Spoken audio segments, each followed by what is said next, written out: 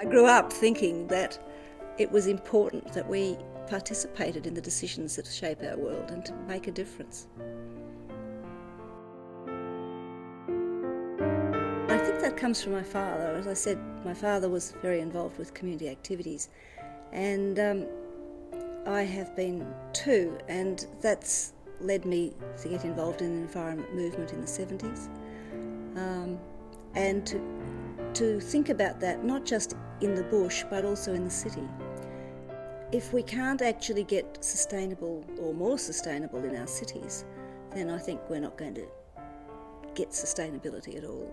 There's no point in doing it out in the bush, going to Nimbin and being self-sustainable on 50 acres of land or something, because we can't all do that. We have to actually work about growing some of our food, keeping some of our water, consuming less, driving less, all of those things, and that's part of town planning as well, and certainly part of local government. Local government is a key operator in this area, so it's sort of natural to get into local government and to work on a plan for Melbourne.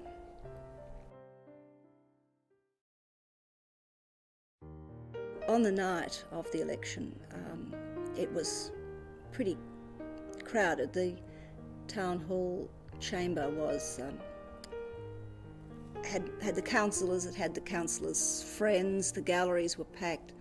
The floor was packed with people because they wanted to see, basically they wanted to see whether I was going to get up. As soon as the last hand went up, and all the people in the gallery just exploded.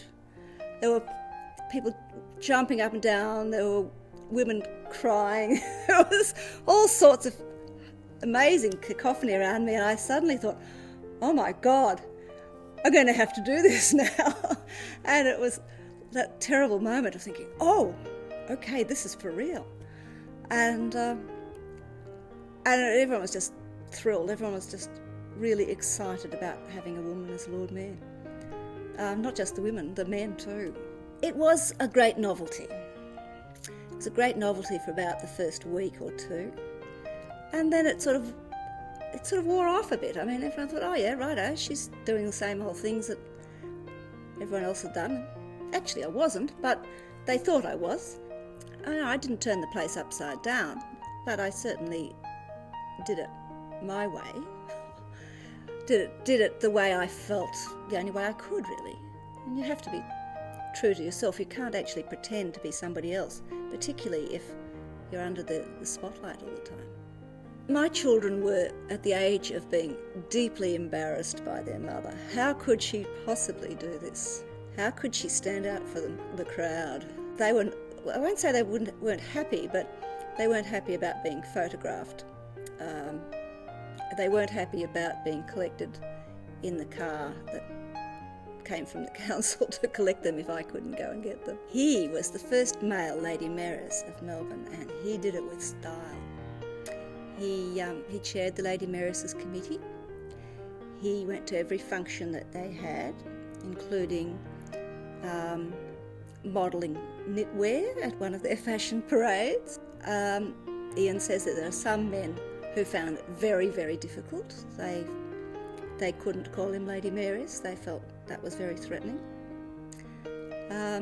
We just thought it was a huge joke, and that it was really standing things on their head, and it was about time that people actually thought about these things. I've been very lucky to be born when I was. I mean, perhaps if women hadn't had the vote in the 40s, I would have actually been there fighting to get it.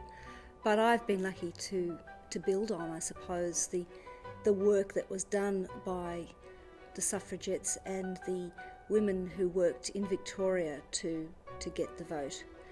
I've been fortunate in both having the right to vote, and I exercise it religiously. I think it is the best thing in Australian democracy.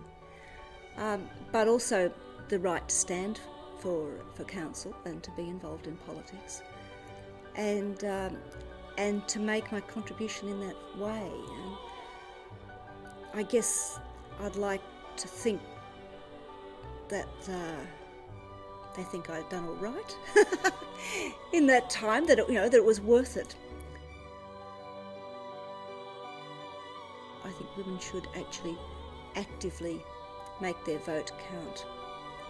They struggled for it. We owe it to them to make every vote a good one.